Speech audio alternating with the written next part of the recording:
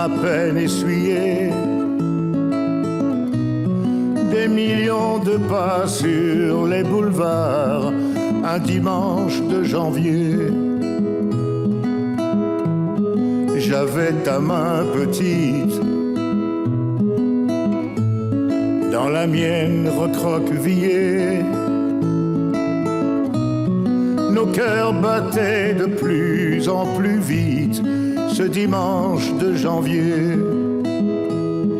Là, nous avions... Bonsoir Estelle. Bonsoir Mohamed. Un dimanche de janvier, c'est le titre de cette chanson interprétée par une voix que l'on a reconnue, celle de Johnny Hallyday. Oui, un certain Johnny Hallyday. Alors cette chanson écrite pour Johnny Hallyday par Jeanne Chéral, un dimanche de janvier, chanson écrite après les attentats contre Charlie Hebdo et après cette grande manifestation qui nous avait tous réunis, enfin qui avait réuni des millions de gens, place de la République à Paris.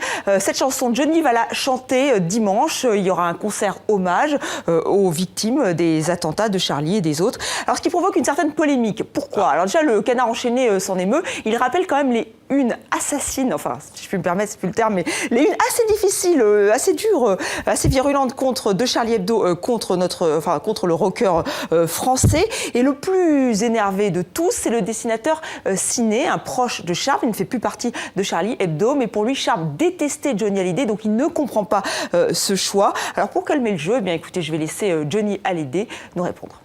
De l'amour, de l'amour, de l'amour, de l'amour.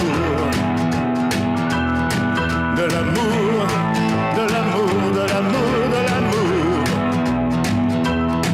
Je pensais qu'on était partis pour des années, comme le boulot que je venais de trouver. Mais là-bas, toi ne peux plus embaucher. Voilà, de l'amour et de l'art, Estelle, avec une grande fresque inaugurée au mois de décembre, tout récemment, dans le 19e arrondissement de Paris. Oui, alors c'est un quartier très populaire où vivent différentes communautés et beaucoup d'habitants étaient d'ailleurs sous le choc quand ils ont appris que les frères Kouachi, les auteurs des attentats de Charlie Hebdo, habitaient ce quartier quand ils étaient enfants. Et ce projet lancé par l'association GFR a pris tout son sens. L'objectif était donc de créer du lien social en s'emparant de ces murs, 400 mètres de murs. Et ils ont demandé à 5 graffeurs, donc 4 femmes, des Français mais aussi des étrangers, une américaine et une colombienne. Et vous les voyez, ils ont pris leur bombe de peinture et ils se sont emparés de cet espace. Le thème était imposé, c'était Rosa Parks fait le mur, un hommage à cette figure emblématique de la lutte contre la ségrégation raciale aux États-Unis. Et ils devaient surtout impliquer les habitants, leur proposer dans des ateliers de eux aussi se lancer, donc de peindre cette fresque. Regardez.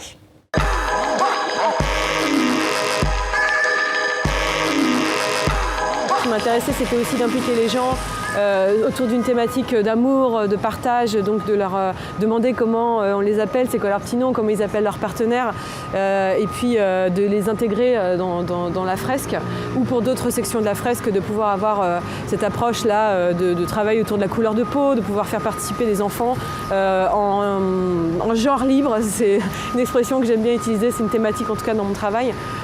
Et donc ils puissent s'exprimer de la manière dont ils veulent et puis du coup de créer quelque chose qui soit vraiment collaboratif, mais où il y ait une exploration vraiment des thématiques qui nous tiennent à cœur par rapport aussi à Rosa Parks.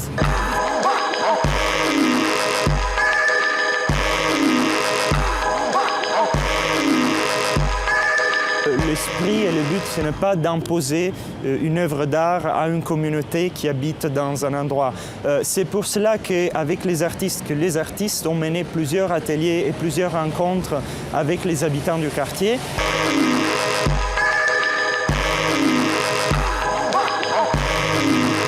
Life is just too fucking short.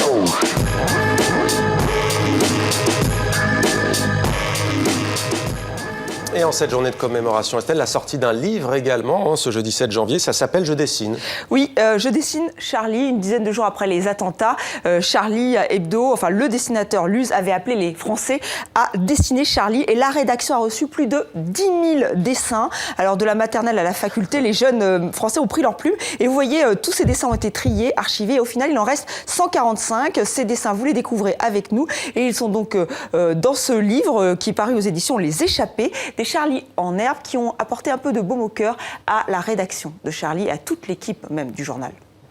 Ça nous a fait un bien fou il y a un certain nombre de personnes de chez nous qui se sont jetées à corps perdu dans ce projet et qui ça les a sûrement aidés à passer ce cap. S'il pouvait y avoir là-dedans, au sein de ces enfants, 2, 3, 4, 5 dessinateurs d'ici 10, 15 ans, ouais, ça serait le journal perdurait à une génération supplémentaire. Ce serait chouette, ouais. Alors certains, vous l'avez dit, ont quitté la rédaction de Charlie. C'est le cas de Luz, qui a perdu aussi l'envie de dessiner. Il le disait, un jour le dessin m'a quitté le même jour qu'une poignée d'amis chers, à la seule différence qu'il est revenu lui. Et il est donc l'auteur de Catharsis, un livre que je vous invite à lire ou à relire. Il a repris le dessin après ses attentats, un album où il expose ses angoisses. Il y a beaucoup de larmes, de sang aussi, de sexe, de l'humour. Donc voilà, Luz qui est en lice, qui a été sélectionné pour le Festival international de la bande dessinée, qui se tiendra à Angoulême. C'est la 43e édition, ça sera à la fin du mois.